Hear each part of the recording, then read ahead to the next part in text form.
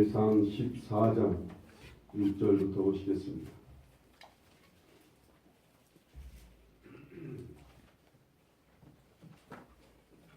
사무엘상 14장 6절부터 428페이지쯤에 있습니다.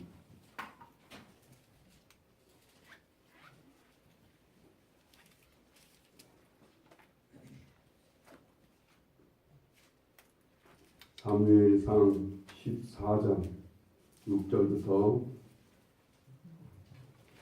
15절까지 한 절씩 교독하겠습니다. 요나단이 자기의 무기를 든 소년에게 이르되 우리가 이 할례 받지 않은 자들에게로 건너가자. 여호와께서 우리를 위하여 일하실까 하노라. 여호와의 구원은 사람이 많고 적음에 달리지 아니하였느니라. 무기를 든 자가 그에게 이르되 당신의 마음에 있는 대로 다 행하여 앞서고 내가 당신의 마음을 같이하여 따르리이다.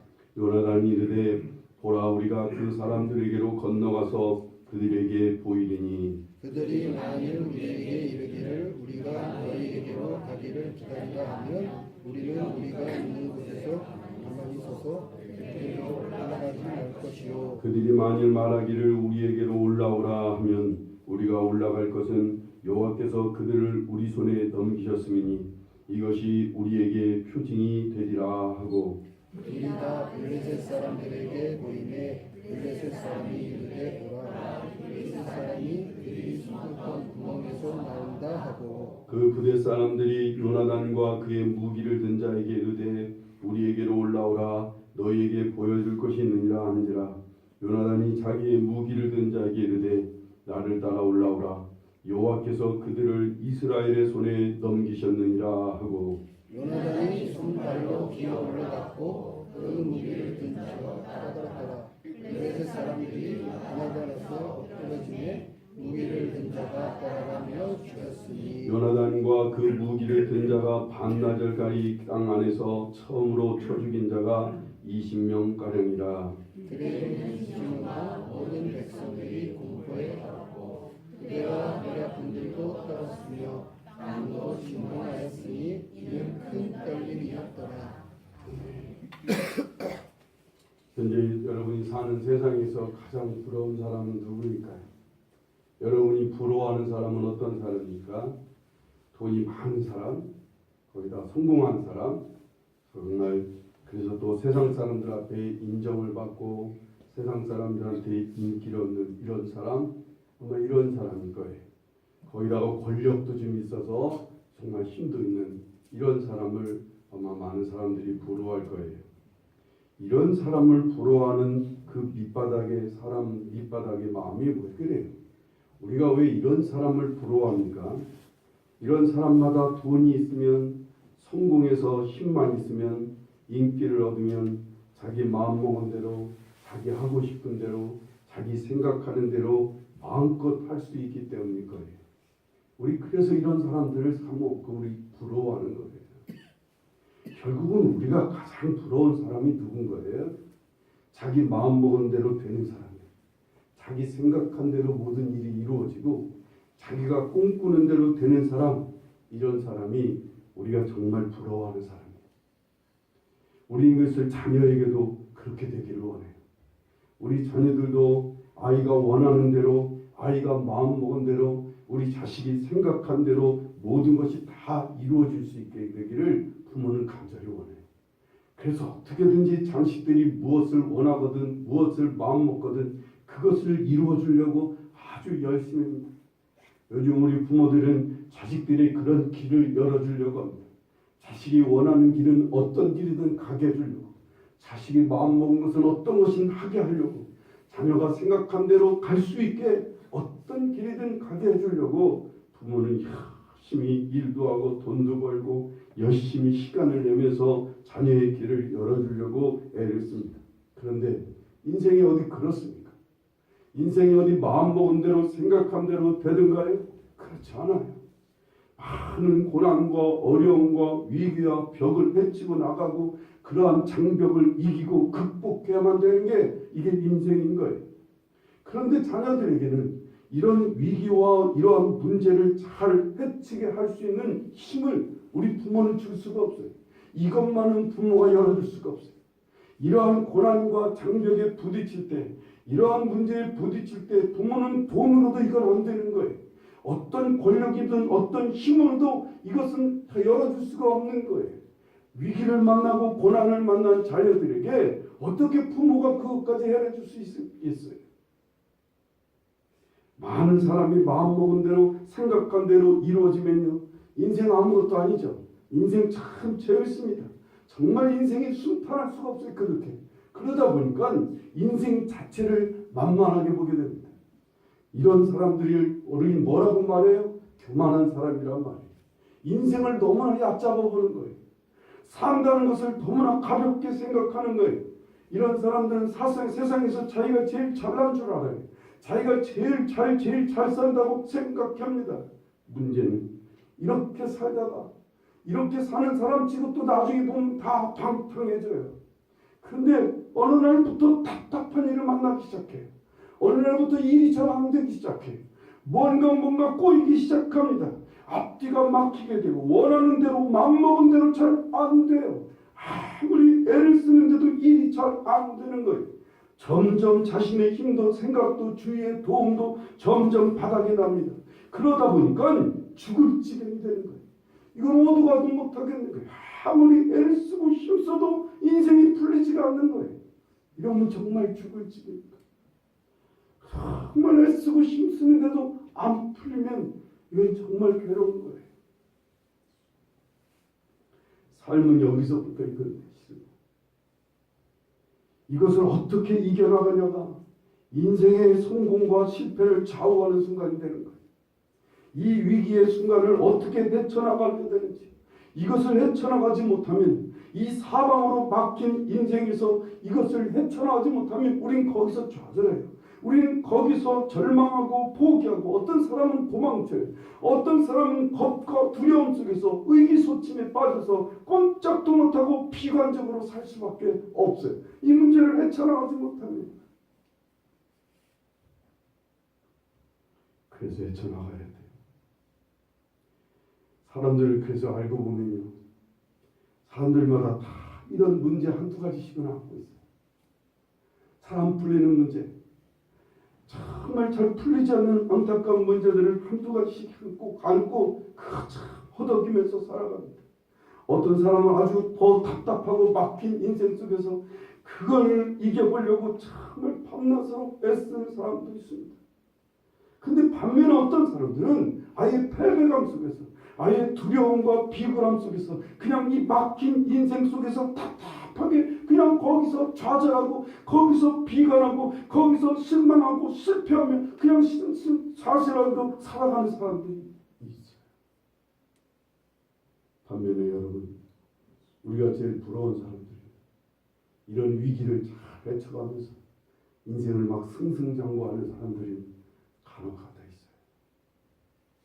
그 어려움 속에서도 요즘 우리 패럴림픽 올림픽이 지금 이루고 있잖아요. 장애인들이 그 장애를 안고 그 운동 경기에 나온 거 보면 참 어떻게 보면 위대해 보이잖아요. 그 어떻게 저런 걸 극복했을까? 그 어려운 순간들을 뚫고 일어나서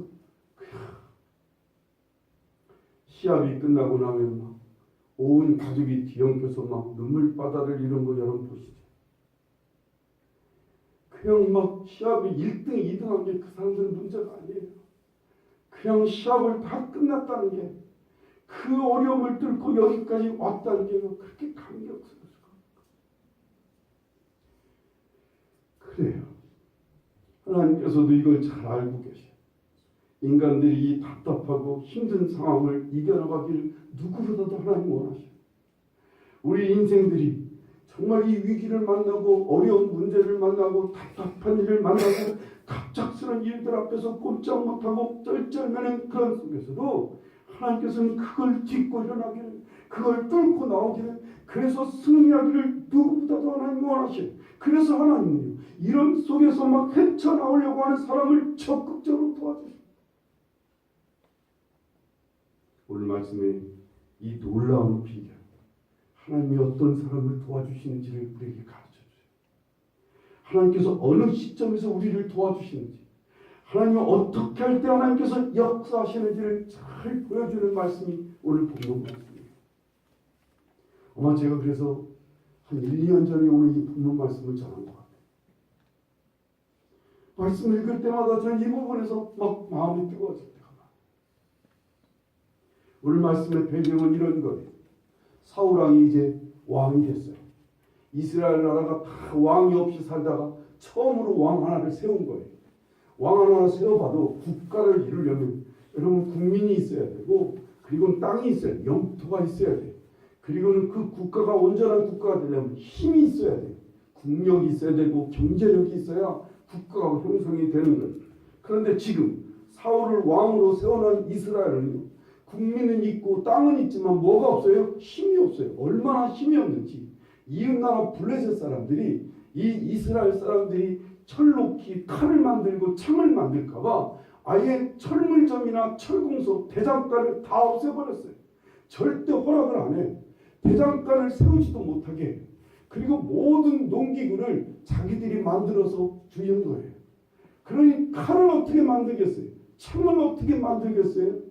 그래서 이스라엘 땅에 칼을 가진 사람은 딱 둘이에요. 사울왕 하나하고 사울왕의 아들인 요나단만 칼을 갖고 있어요. 세상에 이런 나라에 지금 이러고 있는데 블레셋 사람들이 군대를 몰고 이스라엘 땅을 쳐들어올 거예요. 얼마나 어마어마하게 쳐들어가느냐면 여러분 여기 보면 병거가 3만이고 마병이 6,000명이고 해변에 모래와 같이 수많은 군대들을 이끌고 이스라엘 땅을 지금 군대를 모집해서 온 거예요. 사울왕도 이에 이제 맞서야 되니까 국민 전체에게 막 마발을 보냅니다. 자, 블레셋이 쳐들어오니까 다들 모이라고 막 요청을 했어요. 그래서 여기저기 이스라엘 사람들이 이제 군대가 전쟁터에 나오는데 뭐 들고 나오겠어요? 다 농기구 들고 나오겠지. 상상해 보세요. 뭐 죽창 같은 거 나무로 막 창을 만들어 갖고 왔겠지. 칼이 아무도 없으니까. 그리고 와서 딱 전쟁터에 와서 보니까 이게 웬 거예요? 블레셋은 마병이 있어요. 말 타고 다니는 병사들이 6,000명이에요. 병거가 3만이에요. 병거라는 것은 마차 말이에요. 마차를 타고 다니는 그런 군대가 3만이나 되는 거예요. 엄청난 군대가 바다의 모래처럼 쫙 깔려 있는 거예요. 이런 속에서 자기들은 농기구 들고 와서 전쟁을 하려니 얼마나 겁이 나겠어요. 그냥 다 도망치는 거예요. 왔다가 다 슬금슬금 밤만 되면 다 도망쳐서 군사가 몇 명 남았다고요? 군사가 600명 남습니다. 사울왕이 지금 막 소개해가 막 백안장이 타는 거예요. 군대가 지금 3만 명이도 부족하고 10만 명이도 부족할 판인데 군대가 600명 남았으니 이게 말이 되겠습니까? 그러니까 다 굴 속에 숨어 있는 거예요. 이 굴에 숨어서 전쟁을 생각도 못하고 있는 이런 상황입니다. 그래서 지금 꼼짝도 못한 채 막 두려움에 떨어서 지금 뭐 어디 전쟁터에 나갈 힘도 없고 그런 기력도 없고 용기도 없고 지금 이제 뭐 덜덜 떨고 있는 이런 상황인 거예요. 이때 사울왕의 아들인 요나단이 일어납니다. 도저히 게임이 되지 않는데도 이 요나단은요, 이런 상황을 잘 알면서도 자기 칼을 들고 다니는 그 비소가 있어요. 그때 전쟁은 정말 이상한 전쟁이에요. 앞에 나가서 막 싸우면 쓰러뜨리면 뒤에 따라다니는 병사 하나가 칼 들고 와갖고 칼로 맞아 죽여주는 거예요. 이런 싸움이에요. 그래서 요나단이 자기 칼을 들고 다니는 비서 한 사람을 데리고 야 우리 전쟁터로 나가자. 이게 말이 되는 일입니까? 그런데 이 칼 들고 따르던 이 부하는 이 요나단이 가자고 하니까 가겠다고 따라 나서는 거예요. 그러면서 이 요나단이 전쟁터를 향해 수십만 대군이 몰려오는 전쟁터를 향해 혼자 가면서 아주 귀한 고백을, 믿음의 고백을 하게 되는 거예요. 그게 오늘 본문 6절 말씀이에요. 우리 한번 볼까요? 요나단이 자기의 무기를 든 소년에게 이르되 우리가 이 할례 받지 않은 자들에게로 건너가자. 여호와께서 우리를 위하여 일하실까 하느라 여호와의 구원은 사람이 많고 적음에 달리지 아니하였느니라 라고 고백하는 거예요. 자, 우리 두 사람이 이제 가는 거야. 지금 블레셋 수십만 군대가 있는데 딸랑 두 사람이 군대 지금 블레셋 군대를 향해 가면서 요나단이 이런 말을 합니다. 우리가 갔는데 저 블레셋 군인들이 우리 보고 거기 있어라. 우리가 너희들한테 갈 테니까 너희들 거기 기다리고 있어. 그러면 우리 여기 가만히 있자. 우리 서서 기다리자. 서서. 그런데 저들이 너희들 일로 올라와. 우리하고 싸우고 싶으면 우리한테 올라와 하고 소리를 지르면 우린 가자. 그리고 나서 선포하기를 12절 말씀을 보세요. 이 사람이 어떻게 선포하는지. 그 부대 사람들이 요나단과 그의 무기를 든 자에게 이르되 우리에게로 올라오라. 너희에게 보여줄 것이 있느니라 한지라. 요나단이 자기의 무기를 든 자에게 이르되 나를 따라 올라오라. 여호와께서 그들을 이스라엘 손에 넘기셨느니라 라고 선포합니다. 아까는 고백을 했어요. 아까는 여호와 하나님이 일하실 거야. 그리고는 하나님은 사람의 많고 적음에 달려있지 않는 하나님이신걸 나는 믿습니다 라고 고백을 하고 이제는 막 전쟁터를 향해 선포하기를 하나님이 그들을 여호와께서 그들을 이스라엘의 손에 넘기느니라. 그리고 막 달려가는 거예요. 그리고 혼자서 막 적진을 향해 나가서 막 앞서서 싸우면 적군을 막 쓰러뜨리면 뒤에 따라오는 군사를 칼로 죽이는 거예요. 그렇게 한나절을 싸우는데 몇 명 죽였어요? 겨우 20명 죽였어요. 20명. 그 많은 군대 속에 들어가서 혼자 죽을 각오하고 열심히 싸워서 그렇게 열심히 싸워가고 있는데 과연 어떤 일이 벌어졌을까요? 15절을 보세요. 요나단과 들에 있는 진영과 모든 백성들이 공포에 떨었고 부대와 노략군들도 떨었으며 땅도 진동하였으니 이는 큰 떨림이었더라 라고 말하고 있어요. 이건 누가 하고 있는 거예요? 이건 누가 역사하고 있어요? 이건 요나단이 하는 일이 아니에요. 하나님께서 요나단과 함께 하시니까 요나단이 열심히 싸우고 있는데 하나님께서 온 부대 사람을 그 한 사람 때문에 큰 두려움과 떨림이 있게 하실 뿐만 아니라 땅도 진동하도록 땅도 지진이 일어나는 것처럼 막 떨리게 하셨다는 거예요. 그래서 온 군인들이 다 떨리게 됐다. 큰 떨림이 있었다 그 말입니다. 그것뿐만 아니에요. 20절 말씀을 보세요. 20절 말씀에 보면 사울과 그와 함께한 모든 백성이 모여 전장에 가서 본즉 블레셋 사람들이 각각 칼로 자기의 동무들을 침으로 크게 혼란하였더라. 사울왕이 막 전쟁터에 숨어있다가 저 전쟁터에서 무슨 싸우는 소리가 나니까 동굴에서 숨어있다가 나와갖고 가만히 보니까 이게 무슨 일이야? 저쪽에서 싸움이 일어났어요. 그래 우리도 한번 가보자. 그리고 군대 600명을 데리고 사울왕이 지금 막 전쟁터를 향해 가보니까 이미 하나님께서 이 블레셋 사람들의 마음 눈을 흐리게 만들었어요. 자기들끼리 막 싸우는 거예요. 자기들끼리 막 싸워서 죽게 만들고 혼란에 빠지게 만들었단 말이에요. 누가 한 거예요? 이건? 하나님이 하신 거죠. 이거 도저히 말이 안 되는 상황인데 이 말이 안 되는 상황을 하나님께서 그렇게 이끌어 가시고 정말 꽉 막히고 안 되는 상황에 정말 패할 수밖에 없는 그런 전쟁터였다고요. 그래서 꼼짝도 못하고 있었다고요. 가봐야 소용도 없는 전쟁이잖아요. 이건 싸워봐야 아무 소용이 없는 아주 망할 수밖에 없는 전쟁이란 말이에요. 그런데 이 답답한 속에서 요나단만은 하는 이런 상황에서 하나님을 믿었어요. 하나님께서 우리를 붙들어 주실 것이라고 하나님께서 일하실 거라고 고백하고 하나님의 구원은 사람의 많고 적음에 달리지 않았음을 고백합니다. 이것은 중얼거리는 게 아니에요. 이 요나단 혼자서 중얼중얼하는 게 아니에요. 속으로 생각만 한 게 아니에요. 그것은 입으로 하나님 앞에 고백을 했어요. 하나님이 그런 하나님이신 것을 고백하며 소리를 했단 말이에요. 하나님이 그걸 들으신 거예요. 하나님 그것을 들으셨지만 하나님께서는 여기까지는 가만히 계셨어요. 요나단이 이렇게 고백하고는 앞으로 나아갑니다. 적진을 향해 나아가는 거예요. 그러면서 선포합니다. 하나님께서 저들을 이스라엘에게 넘기셨느니라 하고 선포하고 그리고 죽음을 무릅쓰고 막 싸웁니다. 이때부터 하나님이 역사하시기 시작합니다.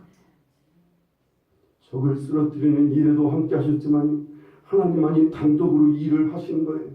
적군들을 서로 떨게 만들고 서로 자기들끼리 싸우게 만들어 주셔서 그래서 그날의 이 전쟁은 큰 승리로 끝납니다. 얼마 후에 비슷한 사건이 또 있었어요. 블레셋이 이렇게 망해가지고 다 도망쳤습니다. 다 도망치고 또 몇 년 후에 블레셋은 군대들을 이끌고 또 쳐들어옵니다. 이때 쳐들어올 때는 블레셋이 누구를 데려왔냐면 골리앗이라고 하는 장군 하나를 데려옵니다. 이 골리앗은 오늘날로 말하면 3m 한 10cm 정도 되는 거예요. 우리가 상상할 수 없는 거인입니다. 이 큰 거인, 여기가 지금 3m 30입니다. 우리 교회 천장까지가 3m 30에 이 정도 크기라는 걸 생각하면 돼요. 이 정도 높이의 그런 골리앗 장군을 앞세워서 블레셋 군대들이 쳐들어와서 막 큰 소리 치며 누가 나하고 싸울 사람 있으면 와봐라. 니들이 하나님이 너희들을 도와준다고 하는데 누가 하나님 도우심을 입고 나한테 싸울 사람 있으면 나오라고 막 골리앗이 큰 소리를 칩니다. 이때도 사울왕은요 꼼짝도 이스라엘 군대들 아무도 나가서 싸울 사람이 없어요. 다 역시 또 동굴에 들어가서 숨어있는 상태에 있는 거예요. 이때 누가 있었어요? 어린 소년 다윗이라는 사람이 그 얘기를 듣고 아니 저 무슨 개대강이라고 써 있습니다. 아니 오늘 우리 새끼 말하면 저 가위새끼 같은 놈이 어떻게 우리 하나님을 모욕하느냐고. 그러면서 다윗이 뭘 들고 가요? 돌멩이 5개를 들고 가는 거예요. 돌멩이 5개를 들고 가면서 그가 고백하기를 너는 칼과 창구로 나에게 오지만 나는 만군의 여호와 하나님의 힘을 입고 나는 가노라. 그리고 고백하는 거예요. 만군의 하나님을 나는 믿는다는 거예요. 만군의 하나님을 믿고. 그리고는 고백하고 그리고 다윗이 이제 선포하기를 17장 46절 47절을 보세요. 오늘 여호와께서 너를 내 손에 넘기시리니 내가 너를 쳐서 내 목을 베고 블레셋 군대의 시체를 오늘 공중에 세워 땅에 들짐승해 줘 온 땅으로 이스라엘의 하나님이 계신 줄 알게 하고 또 여호와의 그 구원하심이 칼과 창에 있지 아니함을 이 무리에게 알게 하리라. 전쟁은 여호와께 속한 것인지 그가 너희로 우리 손에 넘기시리라 하고 막 선포합니다. 그리고는 돌멩이를 던졌어요. 돌멩이 하나 던졌는데 그게 그 부이 골리앗 장군의 이마를 정통에 뚫고 들어갑니다. 그는 한 방에 넘어지고 전쟁은 깨끗이 승리로 이기게 된 거예요. 요나단도 다윗도요. 이들은 하나님에 대한 믿음을 사용했어요. 하나님을 믿는다고 고백하고 그리고는 선포하며 이들은 나아갔습니다. 그런데 여기 이 상황에서 이 사울왕은 2번씩이나 믿음을 사용하지 못합니다.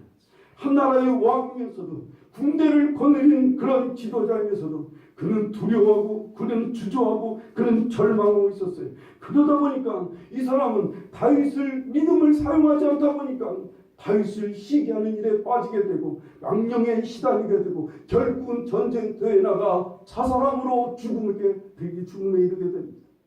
한 번도 그의 삶에서 믿음을 사용하지는 못해요.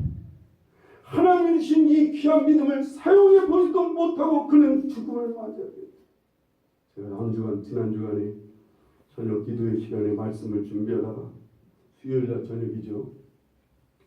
주님께서 갑자기 막 제 마음속에 믿음을 사용하라고 전하라고 성도들에게 아니면 저에게 하시는 말씀인지 모르지만 제 마음을 아주 막 강하게 감동하시고 믿음을 사용하라고 전하라고. 믿음을 사용하라고. 믿음만 갖고 있지 말고 믿음을 사용하라고 막 강하게 누군가를 향해서 전하라는 거예요. 믿음은 사용하라고 주신 것이지 믿음은 갖고 있으라고 주는 게 아니에요. 믿음은 폼으로 주는 게 아니에요. 믿음은 삶 속에서 사용하라고 주시는 믿음인 거예요. 여기서의 믿음은 무슨 믿음이에요? 하나님을 믿는 믿음이에요. 우리 주 예수 그리스도를 믿는 이 믿음을 사용하라 그 말입니다. 오늘 이 말씀은 특별히 우리의 인생에서 우리가 뭔가 안 되고 우리가 꽉 막히고 답답한 상황이 계속될 때 어렵고 힘든 상황 앞에서 두려움과 절망과 좌절하고 숨고 도망치지 말고 헤쳐나갈 수 있게 믿음을 사용하는 법을 우리에게 가르쳐주고 있어요. 어떻게 믿음을 사용해야 될지 이 답답한 상황에서 아무리 애쓰고 힘써도 어려운 상황에서 내가 봐도 안 되는 상황에서 우리는 거기서 어떻게 하면 이 믿음을 사용해서 빠져나올 수 있을까? 첫째는 먼저는 고백하는 거예요. 하나님 앞에 하나님이 들으시도록 고백하는 거예요. 섣불리 하나님 앞에서 우리는 망했다고 얘기하는 거 아니에요. 우리는 죽고 싶다는 말 하는 거 아니에요. 나는 틀렸다고, 너는 안 되는 사람이야, 이런 말 섣불리 하지 마십시오. 하나님 들으신 대로 행하신대요. 하나님은 당신의 귀에 들린 대로 하나님은 역사하신대요. 안 된다고 고백하는 사람은 안 되게 하시는 거예요. 죽고 싶다고 고백하는 사람은 죽을 수밖에 없는 거예요. 섣불리 하나님 앞에 그런 얘기하지 마세요. 아무리 안 되는 것 같은 자식, 아무리 안 되는 것 같은 남편, 아무리 안 되는 것 같은 내 주위 사람이라도 안 된다고 하지 말아요. 저 사람은 틀렸다고 말하지 말아요. 하나님 다 들으신다. 내게 능력 주시는 자 안에서 내가 모든 것을 할 수 있다고 하셨으니 하나님 내게 능력 주시니까 나는 모든 것을 할 수 있습니다. 나는 합력해서 하나님께서는 삼력해서 선을 이루신 하나님이니까 하나님 결국은 선을 이루실 것을 난 믿습니다. 하나님 이 세상 모든 것의 주인이시니까 금도 내 것이요 은도 내 것이라고 했으니까 하나님 주시고자 하시면 하나님 마음껏 주실 것을 전 믿습니다. 하나님께서 우리 아이 축복해 주실 것을 믿어요. 왜? 당신의 백성의 자녀이니까. 하나님 당신의 백성의 자녀를 하나님께서 영영토록 축복해 주실 것을 난 믿습니다. 하나님께서 나의 길을 예비하셨으면 나도 믿습니다. 하루에 하나님의 구원은 사람의 많고 적음에 있는 게 아니라 하나님이 도와주시면 되는 것을 믿습니다. 고백하는 거예요.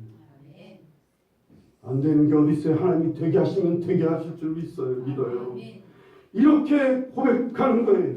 지금 내가 이 고백은 다 성경에 있는 하나님의 사람들이 한 고백들입니다. 제가 한 고백이 아니에요. 그리고는 선포하는 거예요. 두 번째는 선포하며 나가는 거예요. 이거는 하나님께도 하는 것이지만 이건 사람에게도 하는 거예요. 오늘 하나님 앞에서 사람이 듣도록 하는 선포도 이건 매우 중요합니다. 하나님께서 내 힘이 되어주시니까 하나님이 나를 도와주실 거야. 하나님께서 너를 축복하시니까 하나님만 믿고 나가. 하나님 너와 함께 하실 거야. 하나님께서 너의 길을 평탄하게 하실 거야. 너 가는 길을 하나님께서 열어주실 거야. 선포하는 거예요. 원수가 나를 쓰러뜨리려고 할지라도 하나님 나를 붙들어 주시니까 난 두렵지 않아. 난 그래도 갈 거야 라고 선포하는 거예요. 하나님께서 나를 이기시게 할 것이니까 하나님 나를 이기시게 하니까 나는 갈 거야. 하나님 하실 거예요. 선포하는 거예요. 더 나아가 하나님이 주시는 믿음의 분량대로 선포하는 거예요. 여러분의 믿음의 분량대로 떠오르게 돼 있어요. 여러분의 믿음의 분량만큼 내 안에서 뭔가 선포할 말들이 나오게 되어 있어요. 하나님께서 일으켜주심을 믿고 내가 죽겠습니다. 하나님의 영광을 나누고 베풀겠습니다. 내가 하나님 나 믿는 사람들 내가 믿음으로 많은 사람들을 위로하며 살겠습니다. 선포하는 거예요. 하나님께서 나를 높여주실 거니까 나도 하나님을 높이며 평생토록 살겠습니다. 하나님 내게 이 땅이 우리 교회에서 헌금을 가장 많이 하는 사람 되겠습니다. 선포하는 거예요. 내가 앞으로 하나님 선교하는 사람 될 거예요. 물질로든 무엇으로든 하나님 선포하는 사람 될 거예요. 선언하세요. 선포하시라고. 이때 주의할 것이 하나 있어요. 여러분 정말 주의해야 돼요. 하나님께서 하나님과 거래하거나 흥정하는 태도를 보여서는 안 돼요. 여러분의 선포는 절대로 흥정하는 선포는 안 돼요. 이런 선포 말이에요. 하나님께서 이렇게 해주시면 난 이렇게 하겠습니다. 만약 이 일만 잘 되게 해주신다면 내가 하나님을 위해 이렇게 하겠습니다. 이건 다 흥정하는 거예요. 이건 하나님과 거래하자는 뜻이에요. 내가 이것을 정말 하나님 이렇게만 봐주시면 내가 하나님을 크게 하나님 위해서 일하겠습니다. 이건 하나님을 시험하는 거예요. 이건 망하는 선포예요. 이건 하나님을 매우 기분 나쁘게 하는 선포예요. 이건 조심하셔야 돼요. 이스라엘 백성들이 하나님의 사람들 중에 이런 선포하다가 망한 사람이 한둘이 아니에요.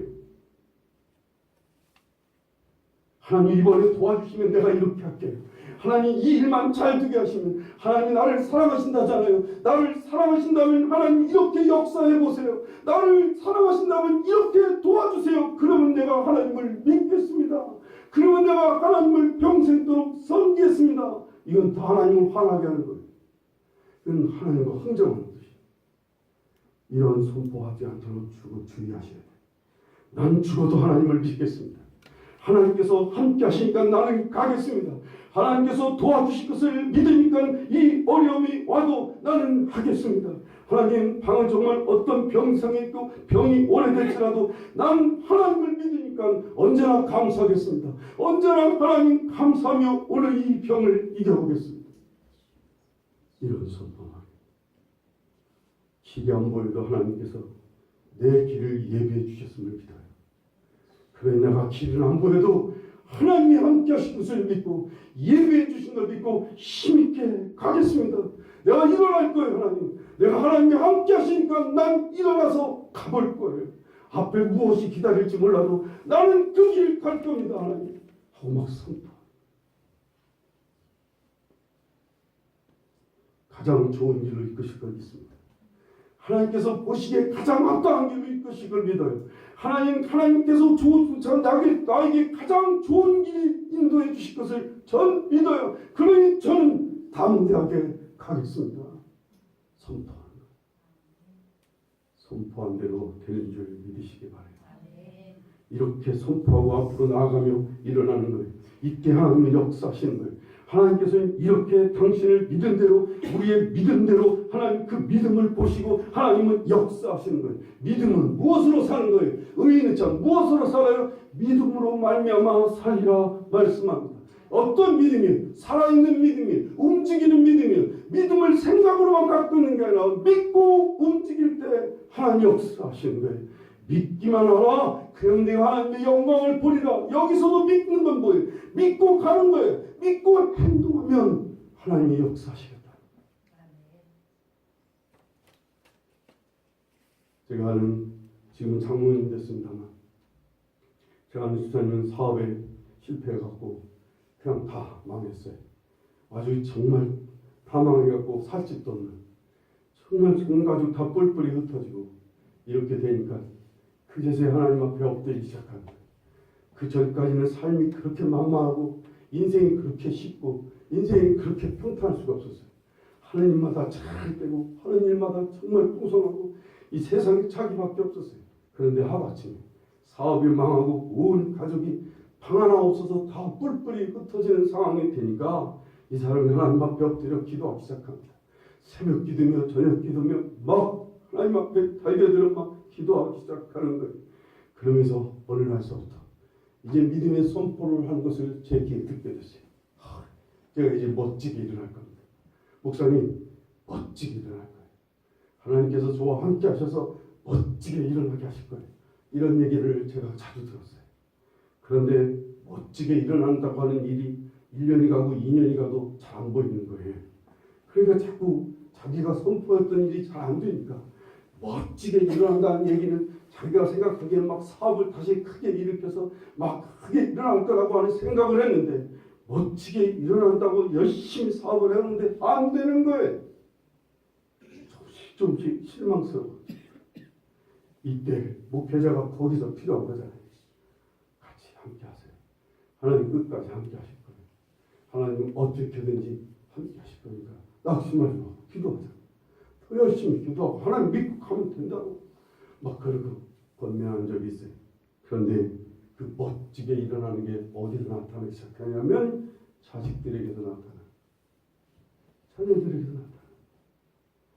그 아들이요, 뭐죠? 이벤트 회사를 차렸어요. 이벤트 회사라는 건 뭐 이렇게 행사를 해준 거잖아요. 얼마나 많은 이벤트 행사를 하게 되는지 막 아이들이 사업이 막 점점 막 크게 나요. 자기가 못 이뤘던 일들을 아들을 통해 하나님 막 이루어 가시는 것을 보게 됩니다. 어쨌든 선포는 믿음의 고백과 선포는 하나님 그렇게 역사하시는 거예요. 이 믿음은 사용하지 않으면 믿음은 녹이 슬어요. 믿음은 잠이 들어요. 믿음은 죽은 믿음이 되는 거예요. 행함이 없는 믿음은 죽은 믿음이라고 말씀하신 게 바로 이 말씀인 거예요. 믿음은 사용해야 돼요. 믿음을 사용해서 일어나고 믿음을 사용해서 행하고 믿음을 사용해서 헤쳐나가면 믿음은 더욱 살아나고 믿음은 더욱 단단해지고 믿음은 더욱 뜨거워지는 거예요. 하나님이 역사하시는 믿음이 되는 거예요. 아무 역사도 일어나지 않는 빈 역사 믿음이 아니라 하나님이 함께 하시는 이 믿음이 그걸 체험하면서 살아가게 될 줄 믿으시기 바랍니다. 아멘. 어떤 사람은요, 붙잡을 것이 아무것도 없다고, 비빌 언덕이 하나도 없다고 한탄하는 사람이 있어요. 도와줄 사람이 자기는 아무도 없다고 낙심하는 사람이 있어요. 더구나 이제는 자신마저도 믿을 수가 없다고, 자기의 실력을 믿을 수가 없어요. 자기의 능력을 믿을 수가 없어요. 자기의 힘을 믿을 수가 없어요. 자기의 판단력도 이제는 도저히 못 믿겠어요. 하는 일마다 안 되니까, 뭔 일을 판단해서 했는데 실패하니까 자기 자신마저도 믿게 될 수가 없어요. 이제 뭘 믿어야 되겠어요? 바로 이때가 시작하는 시간, 이때가 성도들의 믿음을 사용하는 중요한 시간인 거예요. 이때부터는 이제 가장 강력한 능력이신 하나님을 붙드는 거예요. 우리의 가장 강력한 도움이신 하나님, 지금도 살아 역사하시는 하나님을 믿는다고 고백하는 거예요. 날 도와주실 분은 하나님이시오. 사람은 다 외면할지라도, 사람이 아무리 날 도와줄지라도 하나님 도와주셔야 된다고 고백하시는 거예요. 그리고 하나님 도와주실 것을 믿고 내가 담대히 살아보렵니다. 내가 낙심하지 않고 살아보렵니다. 아주 작은 일이지만 이 일에 최선을 다할 것입니다. 하나님 반드시 일어나게 해주실 것을 믿어요 하고 선포. 반드시 하나님 열어주실 거예요. 하나님 도와주시는 역사를 보게 될 거예요. 더 나아가는 하나님의 영광을 보게 될 것이라 믿습니다. 여러분과 저의 삶이 이런 하나님의 도우심과 능력을 힘있는 삶이 되기를 간절히 바라요. 그런 믿음을 사용하세요. 그 믿음을 어떻게 사용해요? 고백과 선포로 사용하시라고. 여러분 사람 앞에서, 여러분 가족들 앞에서 정말 부끄럽지만, 때로는 떨리지만 선포하세요. 믿음으로 선포. 자식들 앞에 줄 거는 없지만 하나님 너를 축복하실 겁니다. 너의 가는 길 어디든 하나님이 함께 하십니다. 나는 너한테 아무것도 줄 것이 없어. 그리고 너의 길을 난 보장할 수 없어. 그러나 나는 너를 하나님 나는 믿어. 하나님께서 내 길을 인도해 주신 것처럼 너의 길을 인도해 주실 것을 믿는다고 고백하십시오. 함께 붙들고 걱정하고 근심하고 한탄하고 혀를 끌끌 찰 게 아니라 왜 하나님은 나를 안 도와주시는지 모르겠다고 원망할 게 아니라 그냥 선포하시라고요. 하나님을 믿었습니다. 선포하고 그리고는 툭툭 털고 일어나. 우리의 삶은 작은 삶이지만 삶을 살아가는 거예요. 하나님 역사가, 하나님이 함께 하시는 역사가, 하나님이 준비해놓고 예배해놓으신 역사가 하나씩 하나씩 이루어지는 것을 보게 되리라 믿습니다. 여러분과 저희 삶에 이렇게 믿음을 사용하셔서 정말 성공적인 삶, 정말 승리하는 삶이 되시기를 간절히 축원합니다. 또